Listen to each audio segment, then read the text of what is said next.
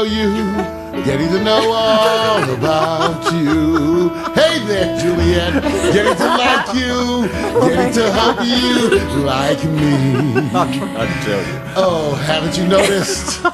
Suddenly I'm all bright and breezy because of all the wonderful and new things I'm learning about you here today.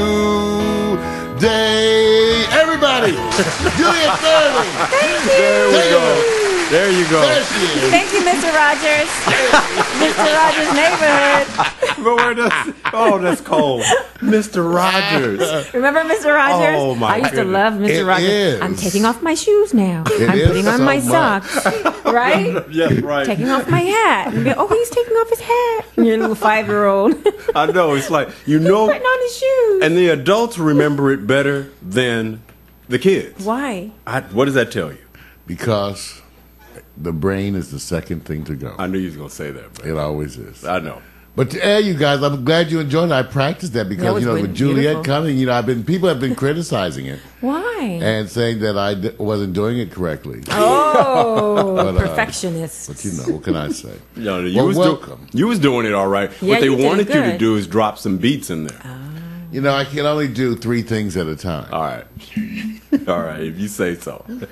Well, welcome. It's so interesting. Our guest today, I feel like I actually had met her before because I believe it all happened because of a runway appearance that DeVoe, I think it was our own Empress DeVoe, right? Yes. That's right. What happened to DeVoe? She was here yesterday. Oh, she's still hanging out. Okay. Yeah, she's a little forgetful sometimes. Well, it's a running joke. That's all I can tell you. Yeah, but We love so it. I felt like I knew you because I got a chance to hear her talk to you. And I don't remember how long ago. That's been a little while. That Yeah. was maybe 2 or 3 years when I had first gotten to LA. I didn't know what I was in for. I was like, I was so green. You remember? Wow. Well, tell us your story. Everybody knows Okay. because Juliette's fairly accomplished, and she actually presents the story so well herself. I invite you, while we're even here listening to her, you can always go on YouTube and search her name. Yeah. Well, you can go to you'll find- Indiegogo.com, and Juliette Fairley's Diary of a Mulatto Bride. That's the 3rd short film I'm currently in pre-production on casting. Spell that for me. INDIEGOGO.com. Okay, you guys, and we're going to take a look and show that too. And then you want to go search Diary of a Mulatto. You just put mulatto and it'll come up. Okay. And so that's the 3rd short film that I'm currently in pre-production. You see me with the gown on, the little bridal gown. That's cute. And that's my mom and dad in the background there. Wow.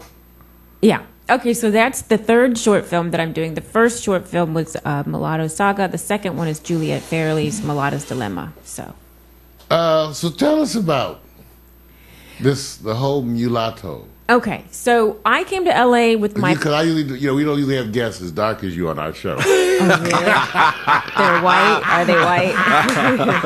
I'm just kidding. But this is an issue for a lot of folks, Juliette.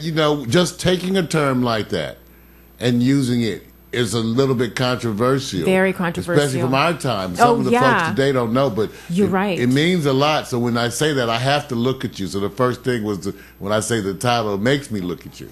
Well, because, it's like the N-word. Right. But So much. that's why I like to use Mulatto Saga, because it shocks people, Right. So when I first came to LA, I think 2 or 3 years ago, and I met Victor, and I met you, and I met DeVoe, I was performing my play, my one-woman show, Mulatto Saga. And then I hooked up with Charles Burnett, and he took it up a notch. Okay. And then I went back to New York, and I started working with Boogie, Michael Pinkney. And he's a first assistant director for Spike Lee. And he also directs his own stuff, too. Okay. So he directed Mulatto Saga. And it started out being kind of experimental. And I took the DVD that he had shot and that I had gotten edited, that I star in, to Sundance in January. And I had big dreams and big hopes and started passing it around to big people thinking they were going to make it into a movie. And instead, I got hooked up with Frank Badami, who's a syndicator for television. And the show is now going to be syndicated all over the country. Wow. From August 4th to September 29th. So you never know. Everybody. Wow. Wow. That was not me. Yes, it was. No, it was. That was not me and Victor. That was Now, that's her. one of my support groups. It's a long story. But so what? Now, so that's a wonderful journey. Yeah. What got you started writing? I mean, I want to know about the Juliette Fairley in junior high. Where did you grow up? I grew up in San Antonio, Texas, outside of a military base because my father, he's Afro, and he was in the military, and he met my white French mother in Paris. He was stationed there after the Nazi occupation of France, after the Americans ran out the Nazis and won the war. So this is actually almost one of those historical period. situations Yeah. where you had these GIs overseas. Yes. And these are some of the stories rarely told of black GIs. Yeah. Who then obviously fell in love with a French woman. That's what my dad did, and my mom, I guess, she was along for the ride. She wanted to come to America. A lot of them just wanted to get out of, war-torn Asia, war-torn Italy, war-torn France, war-torn England, war-torn Germany. They just wanted out. Okay. I guess there was some love there at some point, Yeah, like another story. I think it was But just a black man, Humble from North Carolina. He grew up under Jim Crow, and he got in his first year in the military. He got stationed in France. He was very lucky. And there, there's a video I taped of him where he talks about, how exciting it was for him to be in France. On YouTube, you can go to Juliette Hosts, and you could put two veterans, and because the title is Two Veterans Talk About How It Was. So it's two veterans, and then I think you could do Juliette Hosts, and it should come up. And he was he was born under Jim Crow. He was just a humble, average African American man. He played the saxophone. He was very talented and gifted. And he went to France during the Reconstruction after they had ran out the Nazis, and he met my mom. And so I wrote the play. The play is about their journey, and then the second half is about my journey and how they impacted my journey. Well, tell us about growing up then. I mean, So you tell us about what led to the baby Juliette. I mean, where were your parents at that point? Well, we were still in Europe, and I was Okay. born in France. I was born in Châteauroux, France, which is street of the castle. See, this is some interesting. Excuse me. Oh, now you wait a minute. Oh, so now Well, you you know get, what, No, because I didn't get all my. I got part of my stuff. See, but I like to share certain things live. But this is a wonderful story. So go on. So you grew up. So how was that? Your early years. How long were you there as a child? Till I was 5. And then we came to America, to San Antonio, of all god-awful Well, that's places. a cultural shock. It was a total culture shock for my mom. And I was too young, really, for it to be a culture shock. But it was totally, my mom was like, what is this? She didn't know. That's a cultural shock for Americans. Absolutely. Especially in the 70s, in the late 70s. Oh, Lord. And my mom just didn't get the race thing. She did not understand what? She just didn't get it. Wow. So the play talks about that too. Like, she just didn't get the racism, the N-word. She didn't understand the significance of it. My mommy, they call me the N-word. So what? What does that mean? It's not even in the dictionary. Like, she didn't get it, at all. It was like, whoo, over her head. They didn't even, racism in those days, that was part of what had attracted so many of the blacks. There are a lot of black folks who didn't come back because they were given much more freedom. Absolutely. Like Leroy Haynes. Leroy Haynes was a friend of my dad, and I know his daughter. And my friend Dorothy Haynes, he married a French woman. He left. I don't know if he went AWOL or what, but he opened a restaurant called Haynes, a soul food restaurant in Paris. And it's still there. He passed away, but and she's back in New York, and we're really good friends. So it was interesting how she and I met up. Because our fathers knew each other in the military, and he said, to hell with this, I'm going to stay here and start up a restaurant. And a bunch of celebrities, African-American celebrities, would go to the Haynes restaurant and eat, soul food or whatever. Wow. So it was a period, it was definitely a time in Paris when the African-American servicemen were there and, all that stuff. I want to let you know, too, that one of our regular, in fact, he's what we call him our chat room emeritus, Mac McAllister, G&M Bureau Chief from Port Townsend, spent time studying at the Sorbonne. Oh, okay. Yeah, so he must speak French. He parle français? Yeah, Matt's out there. He does something. Enchanté. So he does do it. But, yeah, I'm sure Matt can relate to all this because of the time that he spent there. I had some time in Paris, too. Beautiful city. Cleanest subways that you ever. I've never seen subways that clean with televisions in them. Yeah. Oh, really? They have TVs now? They have, yeah. It was amazing. The monitors, they were so ahead of us. But it's a beautiful, beautiful place. So again, so different from the United States. So here you come back to San Antonio, Texas. Of all god awful places. Your mom's attempting to adjust to San Antonio, Texas. Yeah, it was a shock. And this is San Antonio, Texas. She had to remind me. You know what? In the 70s. Yeah. That's significant. In the late 70s. It ain't like pretty today. bad. No, now it's a lot better. Yeah, Texas, boy. Well, you got Tony Parker now in San Antonio. So. Wow. Tony Parker. Wow. Kind of makes things a little bit better. Oh, man. So, So how was it growing up then for you? Because all of this led. See, I can now understand why this led up to your whole story about your parents and the saga, because it says so much about America in a ways, and still you, how you're treated, how you're affected by all that.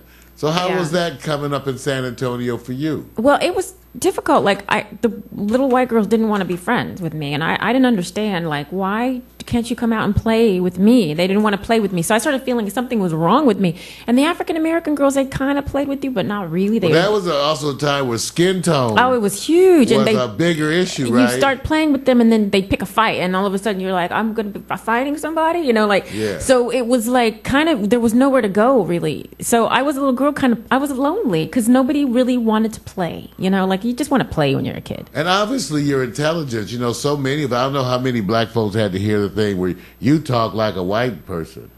Well, that wasn't even an issue because my mother was blonde and blue-eyed, and they saw her coming, and they were like, yeah, she's white. She's got some white in her. We ain't going to even pull that on her. You know, because that was true, you know. Well, I talk like a white person. My mother has a French accent, you know. So that wasn't really a problem. It was just they didn't really want to be friends with me, and the white girls didn't. The African-Americans were somewhat friendly, but then eventually, like I said, it would turn into a fight. The white girls were just like, we don't want you to play jacks with us.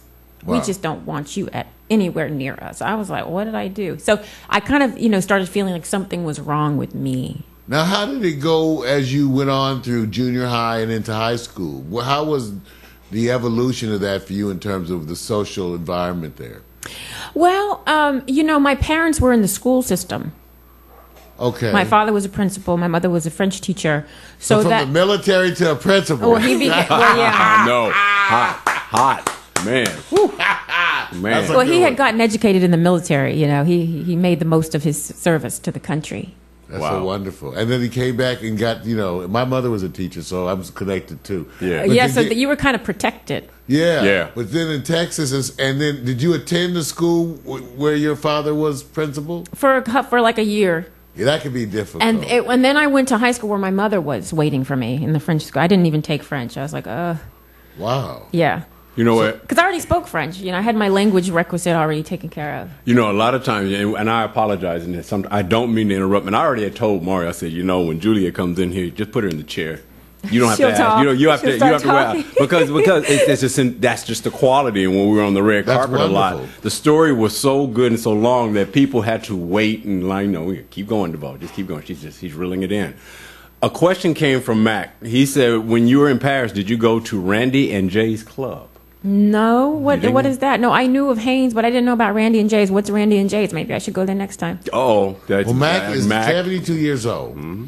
He actually did a number of album covers in the day for the early jazz folks, and he traveled extensively. So he's the one of the ones who educates us about Central Avenue here in Los Angeles and the history therein. So his whole thing is he knows about a lot of the early exploits of the DJs and the creative folks, especially some of the ones who traveled. He went from here again over to there to study. So as part of that. That's why he's always reminding of these places. I don't know, Mac. We'll have to Google it and see if it still exists. Yeah. But the place Haynes, I was the one that told me that. I would have loved to have eaten there. Well, it's still open. I think from what I understand, his third wife, I think he had like 3 French wives. It's still open, but I don't know. Maybe I might have to. There you go. What? There you go, man. I might have to travel. Yeah, see, that's what I'm saying. That's all you would say. I might have to travel. You might have to travel. Wow, so how did you get started creatively? Well, I was always a very creative child, very creative child. And your mom being a teacher, too, I mean, was that in the household too? Or your dad, was there any creative stuff? Well, my dad was a saxophone player for the military for the Thompson Blues Band. So he traveled all over he went to Iceland with the military band. He went to Greenland. He went all over. What's that? What's the name of that? Tell me the name of that. Thompson Blues. What was that? That was a military band. That was the official military band. And they had brothers in it. Oh, they had a lot of brothers. Well, not a lot, but they had a few. Thompson military. Tops in blues. Tops and then in blues because they had blue tops. Oh. Tops and blues, something like that. Tops and blues. Plus, if you put Air Force, your military should come up. It'll give up. I love to look up stuff while. I know he enjoys this part. Wow. There it is. Tops and blues. And The Wikipedia. you guys. Yeah. Because this is so much of our. Julia, I love this. It's so much of our history because it's important for the youth and stuff to understand that we came over on the backs of folks. Yeah. We really did. I feel that way about my did. parents too. I always say that woman I came across on her back. Okay, Right. because they did it for us. They worked their butts off. They did. They really did. Yeah. To give us these opportunities. And we have hear. to fight for them now. As they Exactly. age, you have to fight for them. Wow, Thompson Blue. Okay. Yeah, if you go to, he has a Facebook page that I created for him called James Fairley on Facebook, and it has a bunch of pictures from that time. So Okay. basically, the film Mulatto Saga, the feature film, there's a feature film, and it starts out with grew up under Jim Crow, my mother grew up under the Nazi regime, and how that set them up to get together because it was a similar oppression the Europeans experienced as the African Americans experienced. And then they come together, and then the second half of the feature film is, me and my life. And so I took three significant scenes from the second half, and I made them into short films, one of which, as I mentioned, is going to be on TV. The second one, Juliette Fairley's Mulatto's Dilemma, is going to have a premiere not only here in LA on August 1st, but also in the Pocono Mountain Film Festival. And then the third one is in pre-production right now. Okay. Wow. Did you find James Fairley? I found a bunch of James Fairleys. Wow, there's more than one, huh? I wasn't sure if any of these. I assume the Caucasian one's probably not No, him. that's not him. There's one That's in so Pasadena, weird. Texas that looks too young, too. No, I guess, I don't know what happened There's to a him. lot of them. Yeah. Well, can you go to my Facebook page? Yes, I can. Okay, you could go to Mulatto Saga, the Mulatto Saga Facebook page, and there you'll see maybe There you go. there's a few. That's one of the scenes from the film. The little girl Cassidy Knight plays me as a 5-year-old. Ah.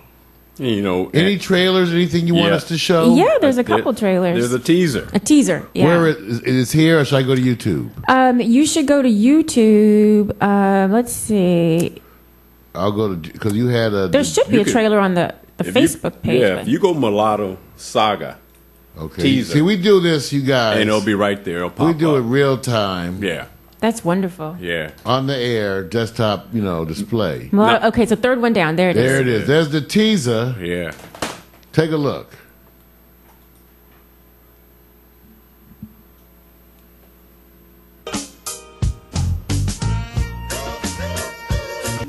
How dark is your dad again? Is he Mexican dark or Brazilian dark? Mon petit ami?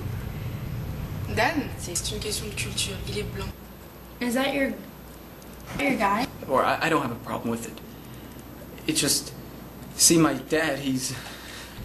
Mais n'empêche que tu verras un jour ou l'autre, il va penser qu'il est supérieur à toi parce qu'il est blanc et que toi tu es noir. Let's just talk about this later. Let's go out, all right? I don't feel well. It's... You have a veil before you have your dress? Yeah, I know, but who thought there'd be a black president?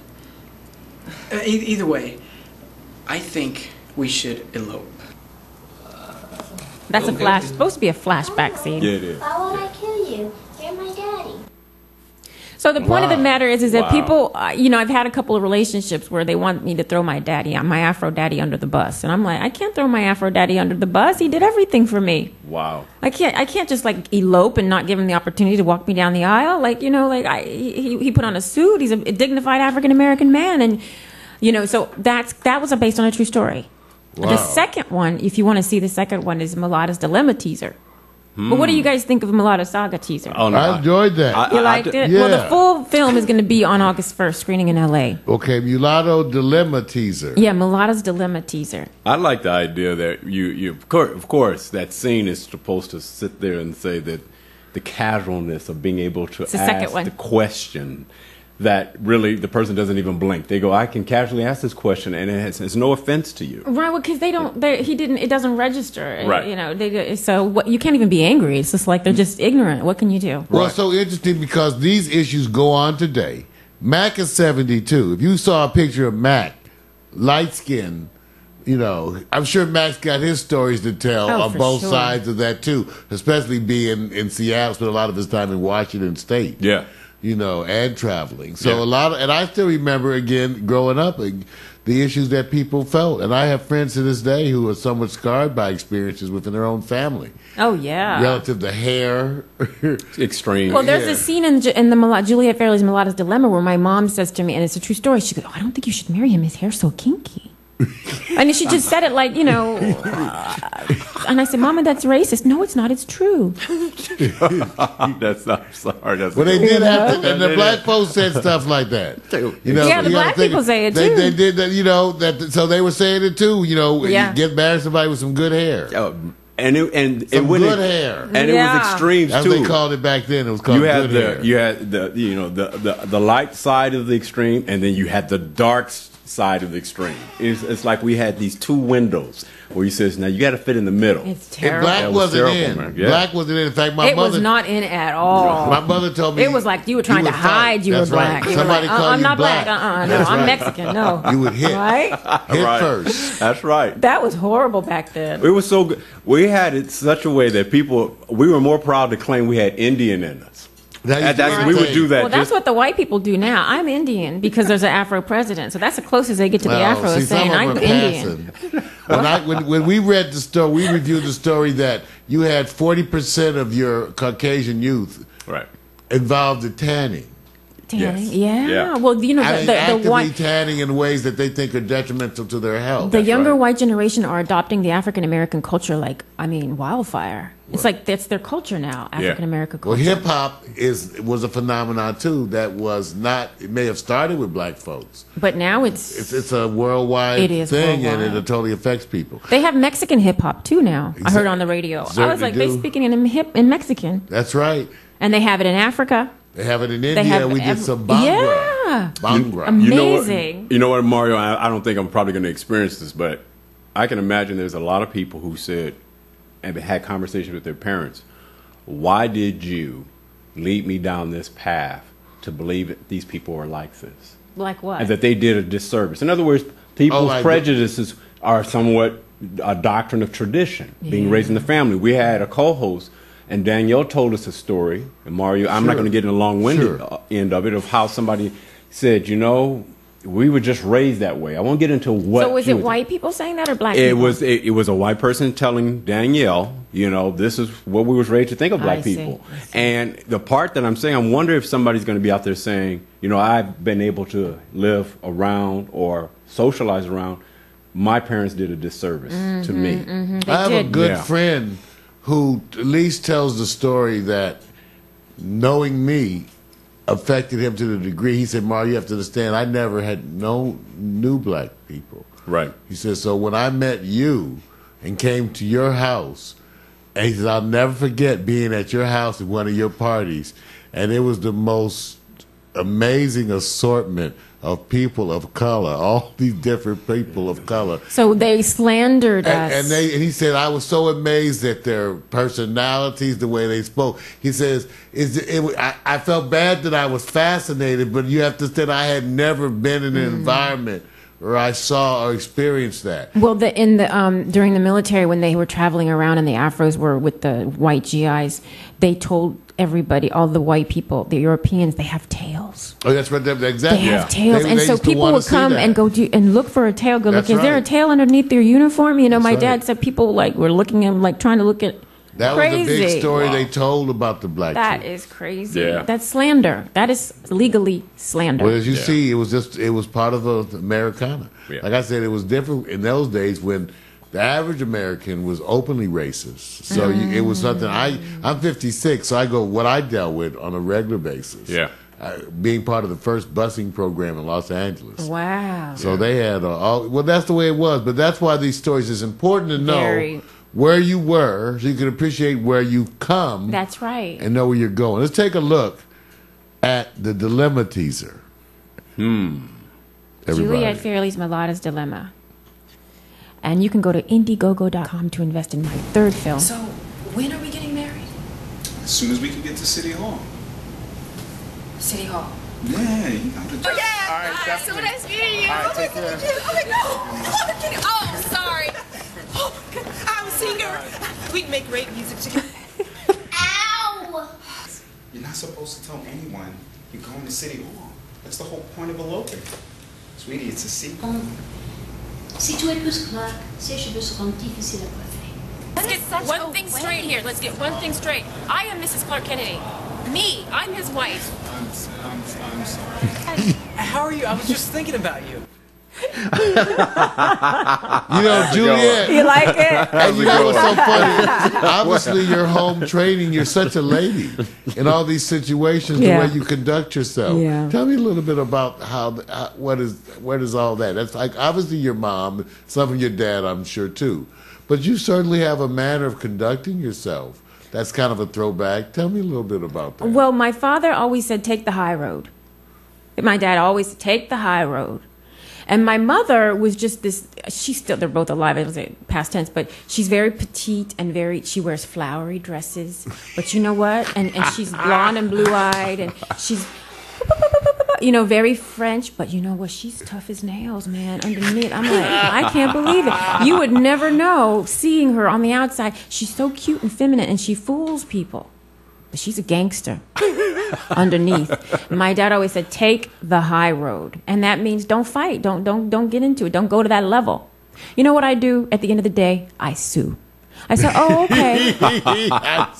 You want to treat me like that? All right. Well, let me go home. You do what you want right now, and I'm going to go home and call my lawyer, and we will deal with this in court. That's how I handle it. Carry a big stick. That's right. Carry a big lawyer. Hey, so do we have some pictures? Can we see mom and dad in here? There should be. It's a black and white. I sent a black and white on the document. It's on. Well, okay. It's yeah. over here. So, like I said, I come prepared to make him search. It's in the other tab. I didn't get a chance to pull it over because we were. Yeah, it's a wonderful pic because I got to give it to you.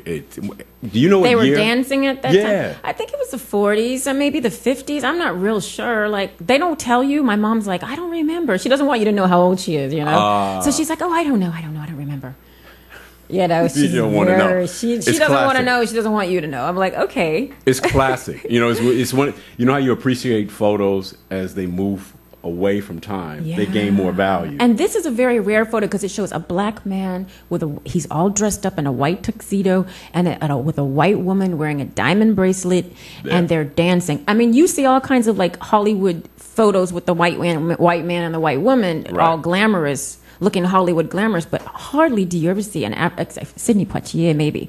But here, did you find it? Well, it's coming. You know what's so interesting? I'm going to get it. It's a celebration of love. There was a time where so many of us didn't want to celebrate that. Yeah. And didn't want to celebrate what? Didn't want to celebrate love between a black man and a white woman. Right. Well, that's because you know what? At the end of the day, what happens to the black man who goes off with the white woman is that he loses everything.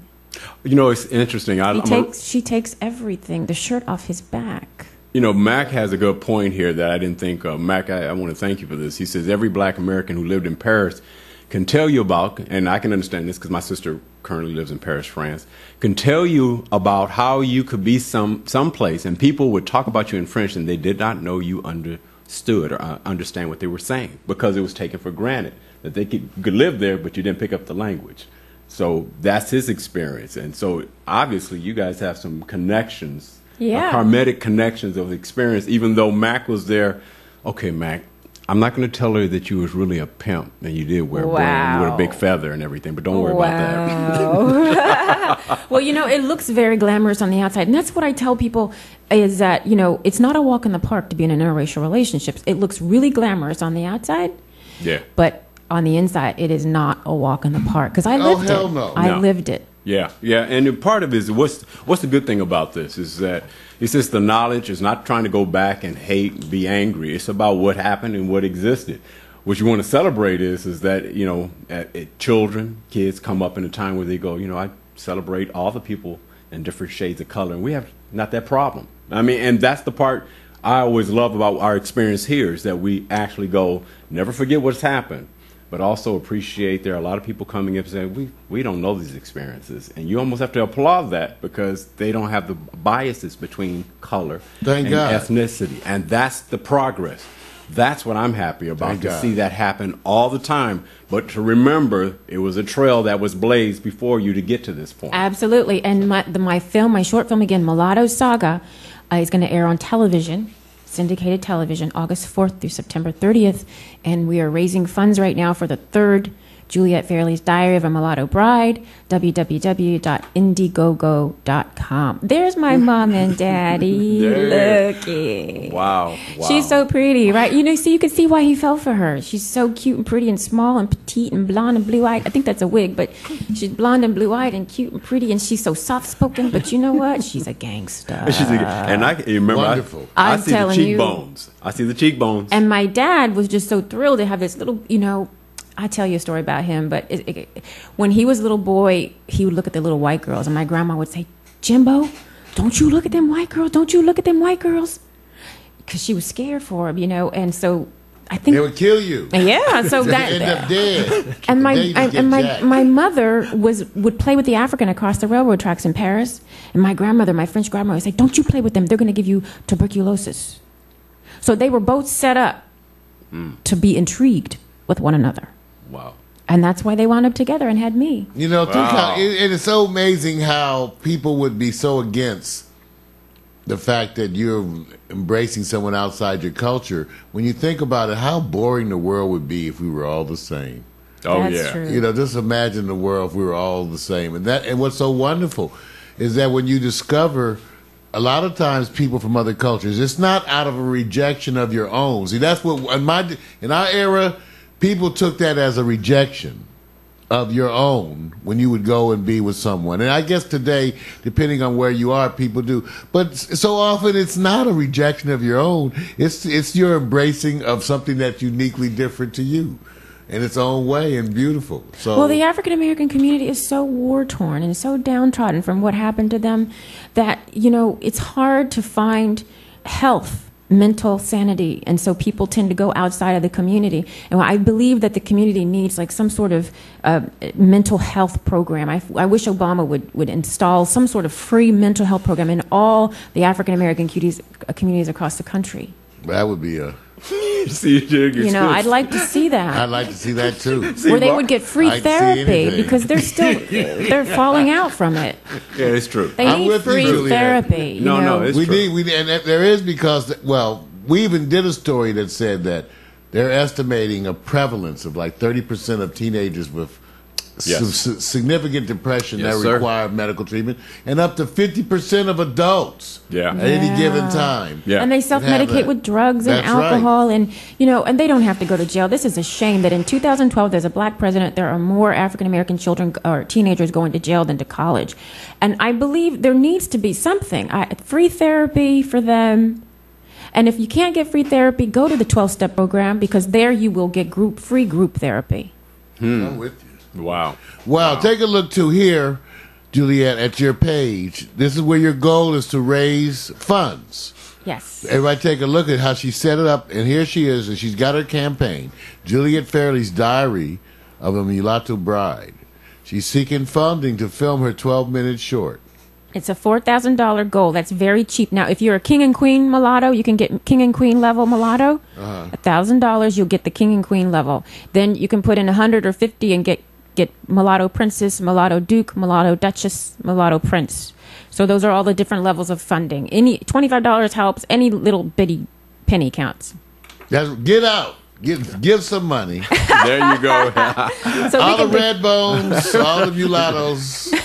high yellow, whatever we call. Wait a minute. Y'all get in line first. And then all the darkies. No, I like the dark people. And all the darkies, we want y'all to contribute to. I like Afro people. They're sweet. All of us black folks and all of our and the white people too. I don't discriminate. Right. You white people come line up and Thank put your you. money in the bank. Isn't it funny? The piggy Sometimes bank. it sounds so funny even when I talk like that because it's so old. It's such a throwback. It sure I'm so is. glad that things have changed. That's terrible. The word darky. That my dad has a complex. He said, "Oh, I look like a little black spot." I said, "Daddy, I love you." You know, Sambo. the little. Yeah, it's terrible. He said, That's big. "People they don't feel they're worth anything." You know what? It's terrible. You know what helps? It's amazing because you're on the reverse end where you became like the parent of empowerment to your parent. That's true. Parent, where my mom took the other role and said, because she had to, you know what, they're going to call you Sambo, they're going to call you all these things. And she was on the job with it. And I said, man, if she wasn't there to keep saying those words after they said the words. Because when you're outside playing, your parents hear what the kids are saying. They never tell you that. Yeah. By the time you walk in the house or whatever, they just sit there and say, hey, don't worry about it, baby. Don't worry about it. But, you know, it turned into a compliment. He says, you know, I'm just saying this for some people who feel this way. It used to be called ABC, Africa's Blackest Child. Well, I'm nowhere close to that. But that's an empowerment tool now, right? Wesley Snipes. Yeah. Well, Wesley's a good-looking guy. You are See, too. back then- You know, Oh, that's thank what you. We used to talk the about when black came in. When black was the in. white women run after the dark-skinned men. So you know, obviously there's It's a something new there. day. Well, Mario's been running hard, and I want to let you know, Juliette, that there's been a campaign all season long to get Mario a woman. Oh, really? Why should So- I be able to say? Like, And I want you to say. so wait a now. minute. So I want you to understand before he plants these seeds in your head Save it that every he week. relates having a woman and a bank account savings. Most of us deal with a karmatic, organic, spiritual connection soulmate. He goes dollars. So we're So he helping. wants a Now, woman wait. with money. That's way. Excuse me. That way. He wants a woman with that money. Way, that didn't That's what you're sound saying? totally with no. What he means is that. No, I Well, don't. you want No, somebody Juliette. who earns her living, No, right? Juliette, You don't no, want an under earner because that's you don't want an under earning woman. I don't want an under earning man who's shuffling and jiving and who ain't got a penny and Okay. no. You want a I'll woman take a who fine, earns. You Lotto making some money. You want somebody who's Sounded earning. good. I told you. See, No, I Juliette. agree. He said it. Actually, it's not. You want an earner. Like, in other words, you know, as You we want get somebody who older, earns. I elevated myself, and then that you change in terms of what you're doing and what you hang out with, and then I was simply celebrating the fact that having established a new level of independence, I refocused myself, and then my house got redecorated. My garden. This mansion over here with the pool in the backyard. This dude has a mansion and a pool. Okay, girl, ladies. I don't know if you've ever been here, but I don't know whose house it is. I don't know if it's Victor's or somebody It ain't owns a mine. mansion It's not with mine. a pool in the backyard. I'm a Well, I'm I a Section was 8 able to- applicant. I was able to fix I'm it always up scoping by things then. out. So, It's not mine. I'm a welfare recipient. I'm sorry. oh, okay. So you guys are hiding out your money, putting it under the mattress. You don't want people to know you got money, huh? Mario, she checked you. I know. Well, she checked you good, dude. I'm trying to live a life that's zen. Humility, That's right. I want to. Now I gotta yoga. tell you. Don't put me on the spot. So that's the only thing with the money. It's not that I was just enjoying the fact that with my refocused attention, I was saying I was very comfortable not having a steady, whatever Its girlfriend sounds so stupid at 56. A You call- fiance. That's Yeah. what you want. A Oh, fiance. That's worse That's for him. good. No. Almost married. Oh, wait a minute. Yeah, I like that. That's Almost better. That's a married. step up from You are girlfriend. lying. Yeah. Your Girlfriend little- is teenagers, That's right? crazy. Yeah, how do you say girlfriend when you're 56? Fiance. You have to, That's a you can't dignified say that term. about everybody. So what do you No, call no, the you ones in between? Right. Your significant other, except you were hurt a long time ago, so you don't want to give them a title yet. Wait, Juliette, before you become a fiance, Yeah. and I'm gonna tell you the story where fiance was derived from. Before you're a fiance, It's what do French. you call the That's person true, that's your fiancé. significant They call them husband and wife before fiance, before fiancé. What's Bride and boyfriend? groom. bride and groom, before fiance? Before that, what do you call? What do you Fiancé. before you're engaged? Yeah, what do you call Petit it? ami. C'est mon petit ami. In French, anyway. C'est mon petit ami. My little friend. Ah, my little Oh, friend. see, that's Mon what petit ami. They don't like when I call them that. Well, there's a term. My little friend. They are friend. Petite amie. Friend. That's what I am. I'm a friend. See, Mario has Mon ami. a dictionary of terms that relates to why fiance wouldn't work. If you really look at fiance, you actually scrabble the word from finance. And fiance was derived from that, and Mario picked that up as a new Urban Dictionary term. So when you say fiance, he thinks dollars. Trying to look for Vic trying to make you think. You just want to make sure the girl is an earner. I dated mostly broke women. Well, that's a mistake. You're codependent on the broke woman. You want to make sure you're dating an earner. Now, for the women out there who are not earners, if you're an under earner, there is help for you in Under Earners Anonymous. See, I promise you. How about if they just have money, they're cheap? And they live up here in my neighborhood, drive a better car than me, house look better than mine. Your house looks good. And they never have any money. Never have it. Can't buy a Well, shrimp. are you whining and dining her? Are you taking her to? Call it that. Okay, well that's good. I mean, they've been on trips. I like to eat out. Take her to dinner. You take her on a trip, and then the thing is, you've got to say to her after a month of whining and dining, "I'd like for you to be my girlfriend." Now, in this month, wait a minute. See, that's the. What if after a month of dating her, you're not sure? You'd rather have just a few months of dating her.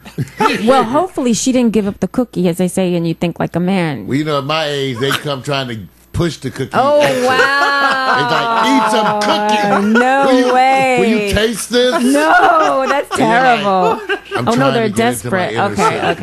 Oh, that's bad. So we're supposed to be talking about you. You got to find a dignified woman that's not going to push the cookie in your face like that. I kind of like the way you say it, though. Pushing the cookie in my face. Cookie. Oh, I like that. Oh, my God. Juliette, that must be the French influence. They sure made that sound different. I've never had it quite put that way. Well, maybe she's telling you that you need to surround yourself with a different cultivated group of women to give you better experiences so that way, I agree. You think that's big thing. Just go get some. Listen, I'm not avoiding. There's no campaign to avoid women. I'm just relaxing and enjoying the savings. When you realize how much you were spending on eating out. You figure eat out 2 or 3 times a week. How much you spending each time. Times 4, you could take a car note. You should do speed dating. You're right. It's fantastic. It's a wonderful thing. Speed dating is wonderful. You spend 3 minutes with the person, the bell is up, and the next girl. And Mar, you only have 3 minutes. And that sounds so taxing. If you don't like her, it's the next. You got the next one, the next one, the next one. I love it. It's fantastic. They have it in You can tell in 3 minutes, huh? You can look. If you have a type, everybody has a type, right? And it's a physical, and it's got to be the physical first. Bam! Thank you. And then I'm sorry to say, but everybody has a type. Yeah. Some people want the blonde, blue-eyed like my mother, and some people want the dark and handsome like my father. Some people want the light-skinned, red bone like me. I mean, everybody has a type, and you can't use the term. You can't really judge them. Maybe I should name the movie Juliette Fairley's Diary of a Red Bone Bride.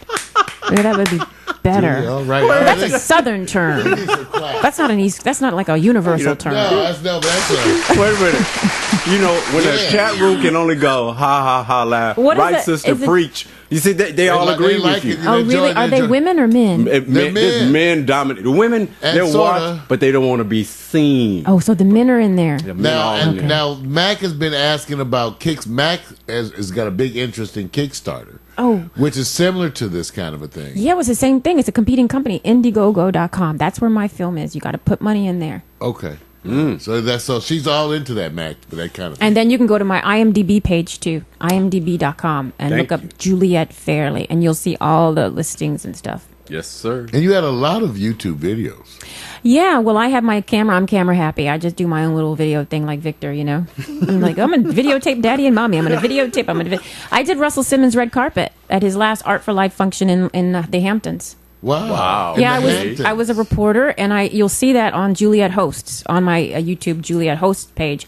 And you'll see me, I interviewed Taraji P. Henson, I interviewed Ed Norton, I interviewed Russell, but you might have to scroll down a little bit.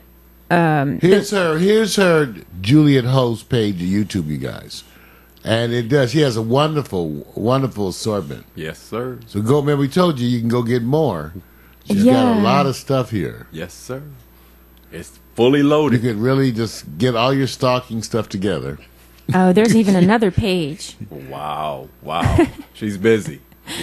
I just like to have fun, you know. I like to be creative. Coach. Oh yeah, I do that too. That's where the under earning. I help people who are under earners become earners because there is a way out from poverty. We got at least. I'm sorry. Oh yeah, we're gonna have to see something in this. You know, I'm sorry. Just watch this, y'all. Just a little bit, right? Prosperity coach. I help people become prosperous. So I have individual clients, and I also have do conferences and speak around the country about money. I'm a prosperity coach. I help people earn more money.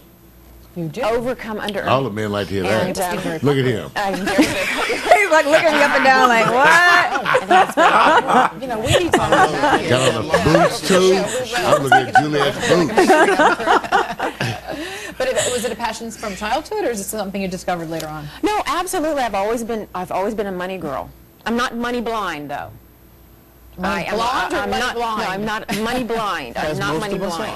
Money blind means being greedy. I'm not greedy. I'm not money blind, but I am a money girl. Okay. It's very important that you earn as much as you can because so many people in the United States are not earning as much as they could because they really don't want to work. So I help people get over that barrier of not wanting to work. That's a serious problem in the United States. Thank you so much. It's really so great to have you here. So you fine and you work. I do, yeah. Juliette Fairley. She's fine and she works. Oh no. What else do you need to hear? Got some French. Exotic. Oui, je parle français aussi.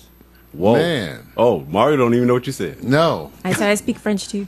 Yeah, see. Oh, oui. Oh, I got one. C'est bon.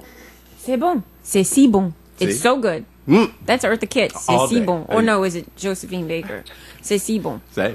Wow. I'm there. So let's recap and make sure everybody knows. We want them to go once again and donate. Take a look once again. Indiegogo.com. Look for Juliette Fairley. Search mulatto. You can get it. You'll remember that word.